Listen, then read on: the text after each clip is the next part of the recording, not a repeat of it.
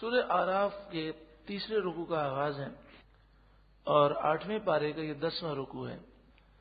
مشرکین مکہ لباس پہننے کے عادی نہیں تھے، یعنی ننگا گھومنا کوئی عیب نہیں سمجھا جاتا تھا۔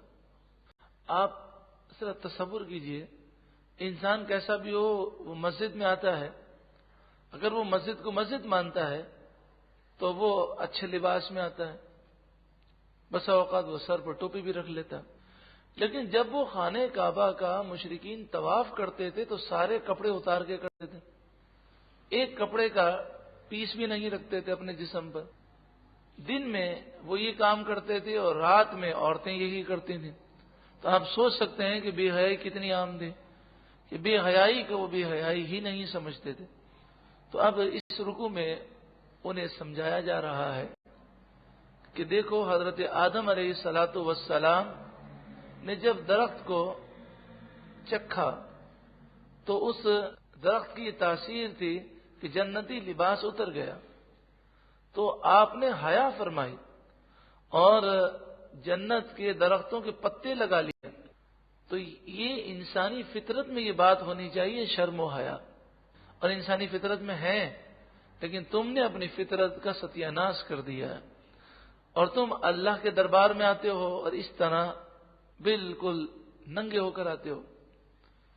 یا بنی آدم، اے بنی آدم، قد انزلنا علیکم لباسا، بے شک ہم نے تم پر ایک لباس اتارا، یواری سوآتکم، وہ لباس تمہاری شرم کی چیزوں کو چھپاتا ہے، وریشن، اور ایک لباس وہ ہے جو تمہاری زینت کے لیے ہے۔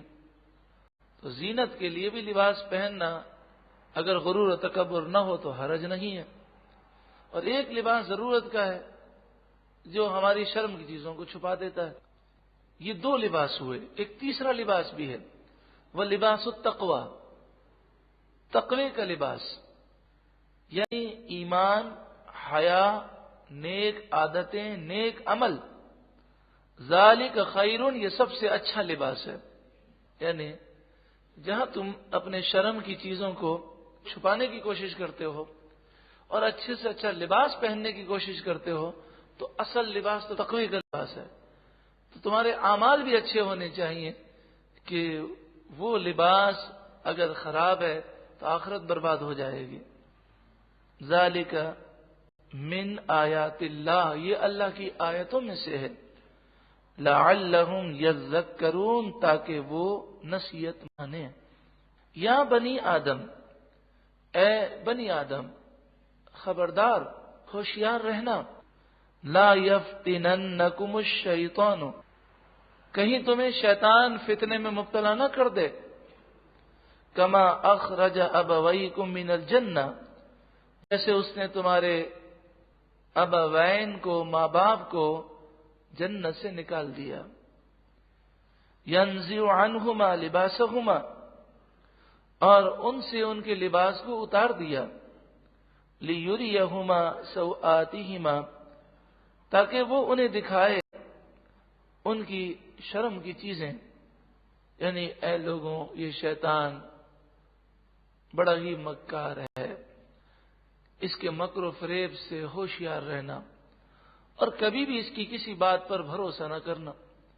کبھی یہ نیکی کے راستے سے آتا ہے اور کبھی وہ بھلائی کے راستے سے آتا ہے، تو کسی بھی راستے سے وہ آئے تمہیں اس کی کوئی بات نہیں ماننی۔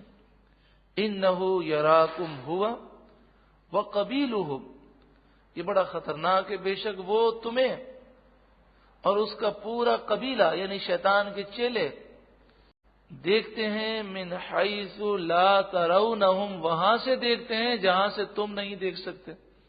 وہ تمہیں دیکھ رہے ہیں اور تم انہیں نہیں دیکھ سکتے، تو بڑا ہی خطرناک معاملہ ہے۔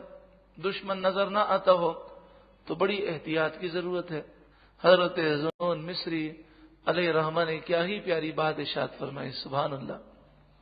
فرمایا شیطان ایسا ہے کہ وہ تمہیں دیکھتا ہے، تم اسے نہیں دیکھ سکتے، تو اب تمہیں چاہیے کہ اس ذات سے مدد مانگو کہ جو شیطان کو دیکھ سکتا ہے، شیطان اسے نہیں دیکھ سکتا، یعنی اللہ سے مدد مانگو اور دل سے دعا مانگو کہ اللہ تو مجھے شیطان کے شر سے محفوظ فرما. فرمایا کہ جو دل سے اعوذ باللہ من الشیطان الرجیم پڑھتا ہے تو ایک فرشتہ مقرر کیا جاتا ہے جو اسے شیطان کے مکر و فریب سے محفوظ رکھتا ہے. انا جعلنا الشیاطین اولیاء، بے شک ہم نے شیطان کے دوست بنائے ہیں. للذین لا یؤمنون، انہیں دوست بنایا ہے جو ایمان نہیں لاتے. وَإِذَا فَعَلُوا فَاحِشَةً، اور جب وہ کوئی بے حیائی کا کام کرتے ہیں، یعنی کفر کریں، شرک کریں، گناہ کریں، بچیوں کو قتل کر دیں، ہر گناہ بے حیائی کا کام ہے. اور خاص طور پر خانہ کعبہ کا طواف کریں تو ننگے ہو کر، زنا کریں، یہ جتنے بھی معاملات ہیں. تو جب ان سے کہا جائے کہ یہ تم حرکتیں کیا کر رہے ہو، خانہ کعبہ کا طواف ننگے ہو کر کرتے ہو، قالوا وجدنا علیہا آباءنا، تو وہ جواب میں کہتے ہیں ہم نے اپنے باپ داداؤں کو اسی پر پایا.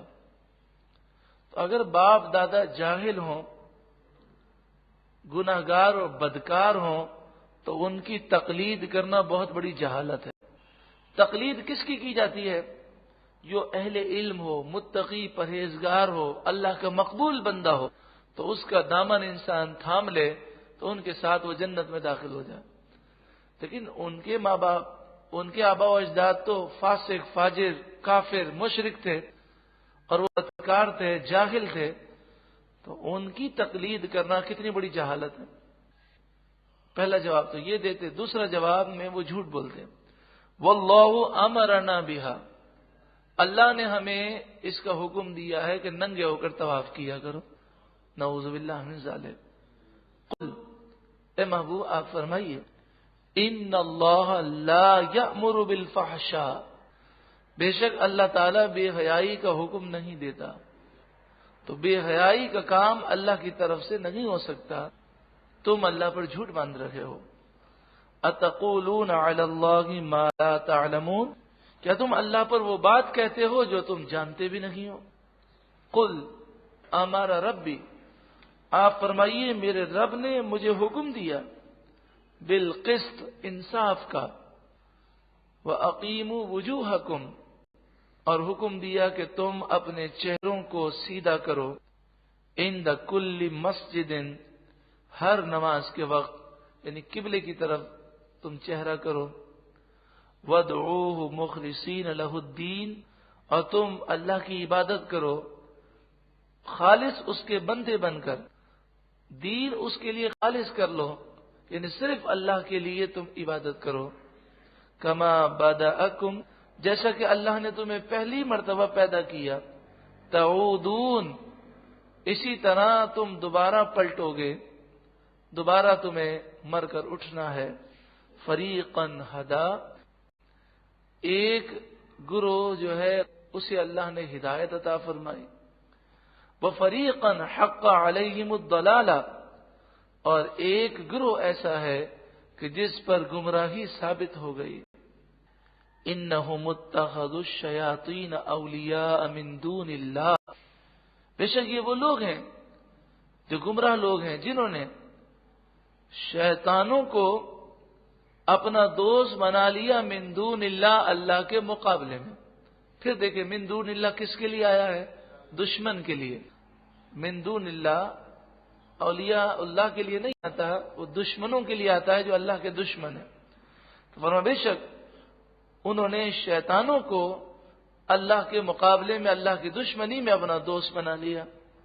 وَيَحْسَبُونَ أَنَّهُمْ مُهْتَدُونَ، اور وہ گمان کرتے ہیں، وہ سمجھتے ہیں کہ وہ ہدایت یافتہ ہیں، یعنی ہے غلط لیکن اپنے آپ کو صحیح سمجھ رہے ہیں.